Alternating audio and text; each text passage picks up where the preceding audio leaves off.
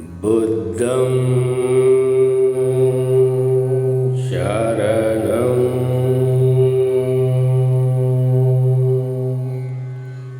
गच्छामि।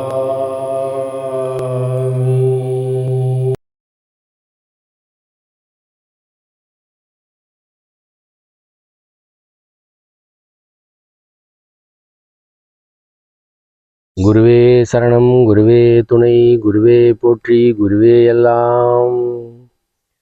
எல்லா உயிரும் பேரருள், பேரறிவு, பேராற்றல், பேரானந்தம் பெறட்டும். அனைவருக்கும் அன்பான வணக்கங்கள். எப்பொருள் யார் யார் வாய் கேட்பினும் அப்பொருள் மெய்ப்பொருள் காண்பது அறிவு. இந்த காணொளியில் வள்ளலார் நமக்கு வெளிப்படுத்தி இருக்கக்கூடிய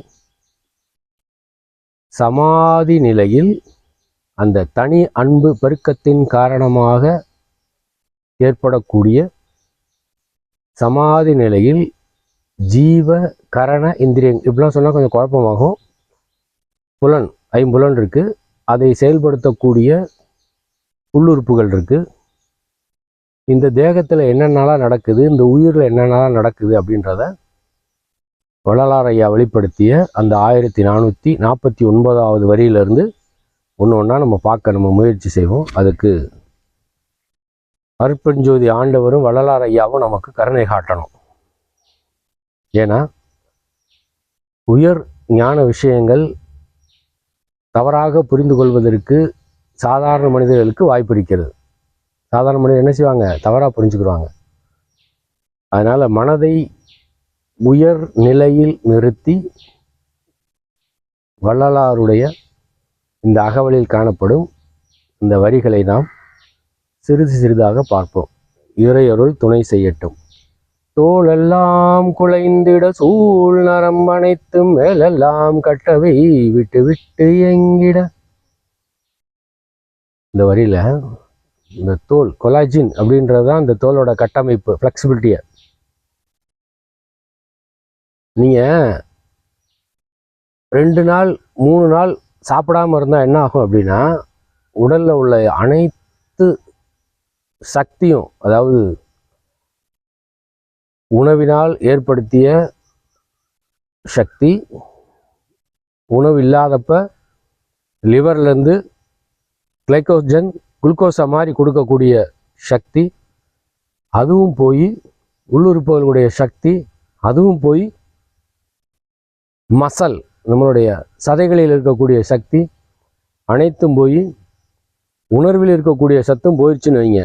அப்போ இந்த தோல் என்ன செய்யும், அப்படியே ஒரு ஃப்ளெக்சிபிலிட்டி, ஒரு ஒரு குழஞ்சு, உணர்வு குறைந்து, நரம்புகள்லாம் ரொம்ப கட்டுப்பாட்டை இழந்து, எதையும் தூக்கக்கூடிய, எதையும் நகர்த்தக்கூடிய, எதையும் இழுக்கக்கூடிய திறன் அற்ற நிலை வரும். இந்த சமாதி நிலை அது அல்ல. பசியினாலோ நோயினாலோ வரக்கூடிய நிலை அல்ல.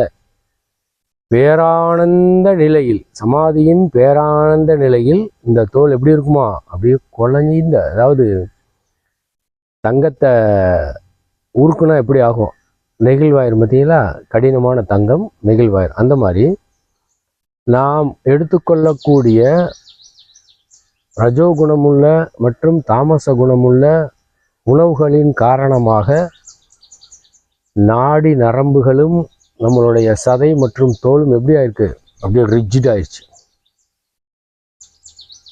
அன்பு பெருக்கெடுக்க நீங்கள் ராமகிருஷ்ண ஐயாவோட படத்தெல்லாம் பார்த்தீங்கன்னா மெலிந்த தேகம் ஆனந்த நிலை இருக்கு. மெலிந்த தேகம் ஆனந்த, விவேகானந்தரை பார்த்தா அப்படி வீரம் அப்படி இருப்பார். அவர் குரு ராமகிருஷ்ண ஐயா அப்படி இருக்க மாட்டார். ஆனந்த நிலை எப்போ பாவ சமாதியிலேயே இருக்கிறவர். இந்த சமாதி நிலையை அனுபவிக்கிறப்ப அனுபவிச்சான்னு தெரியும். அப்போ அந்த தனி அன்பு பெருக்கெடுத்து நமக்குள்ள இருக்கக்கூடிய அந்த பேரன்பு, பெரும் கருணை, தயவு நிலை அதிகரிக்க அதிகரிக்க அதிகரிக்க நம்முடைய தோள்கள் எப்படி ஆயிருமா, அப்படி ஃப்ளெக்சிபிலிட்டியாக நெகிழ்வாயிருமா. நீங்கள் இறந்த உடனே பார்த்தோம்னா இந்த ஜாவை வந்து கட்டி போட்டிருப்பாங்க, இதோட சேர்த்து நாடி கட்டு அப்படின்னு சொல்லுவாங்க இறந்தவங்களுக்கு. இல்லைன்னா வாய் வந்து அப்படி ஓப்பன் ஆயிரும், ஜா ஓப்பன் ஆயிரும். அப்படி ஓப்பன் ஆகாமல் இருக்கிறதுக்காக நாடி கட்டு போடுவாங்க. அது என்ன அப்படின்னா ஃபேஷியல் நர்வ் ப்ளஸ் இந்த ஜாவை நிப்பாட்டி வைக்கிறதுக்கு நரம்பு எப்பயுமே ரிஜிடாக இருக்கும். அதே தூங்குறப்ப பாருங்கள், வாயை திறந்து தூங்க ஆரம்பிச்சிடும், ஓப்பன் ஆயிரும். ஏன்? அப்போ அந்த நரம்புகள் தளர்வுபடுது.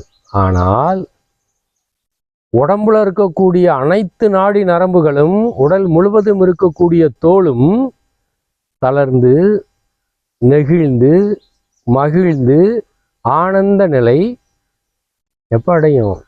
சமாதி நிலையில் அடையும். அதுதான் ஐயா சொல்கிறாங்க, தோளெல்லாம் குலைந்திட சூழ் நரம்பனைத்து மேலெல்லாம் கட்டவை விட்டு விட்டு எங்கிட விட்டுரும். நீங்கள் தியானத்தோட ஒரு அடுத்தடுத்த நிலைக்கெல்லாம் நீங்கள் போகிறப்ப கால்கள் மரத்து போகும், கைகள் மரத்து போகும். நீங்கள் உதாரணத்துக்கு யோகானந்தருடைய ஆட்டோபயோகிராஃபி நூல் எடுத்து படித்து பார்த்தீங்கன்னா அவருடைய குரு அப்படி ஒரு தட்டுவார் வர நெஞ்சில், அவர் சமாதி ஆயிடுவார். அப்படி சமாதி ஆகிறப்ப அவர் என்ன சொல்கிறார் அப்படின்னா, என்னுடைய ஒவ்வொரு இணைப்புகளும் மூட்டுகளும் லாக் ஆயிரும் அப்படின்வார். லாக். அப்போ லாக் ஆச்சுன்னா எப்படி ஆகும்? பூட்டு போட்டு பூட்டுற மாதிரி நரம்புகள் தான் அதை இயக்குது, பூரா அதை டைட் பண்ணி ஜாயின் பண்ணி இறுக்க வச்சிரும். அப்போ அப்படியே கற்சிலை மாதிரி இருக்கும். நம்ம நூட்கள் கற்சிலையாக எவ்வாறு மாற்றுவது அப்படின்னு ஒரு நூல் போட்டிருக்கேன். இது காணொலி, வாய்ப்பு இருந்தால் பாருங்கள். உடலை கற்சிலையாக மாற்றுவது.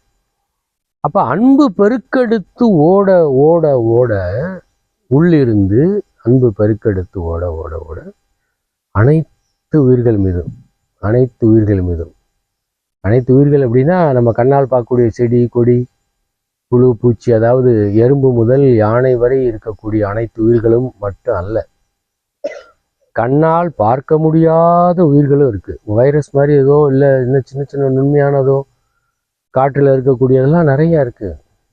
32 உலகம் சொல்கிறாங்க. அப்போ அனைத்து உயிர்களும், எல்லா உயிரும் இன்புற்று வாழ்க. கொல்லாவிரதம் குவளையமெல்லாம் ஓங்குக.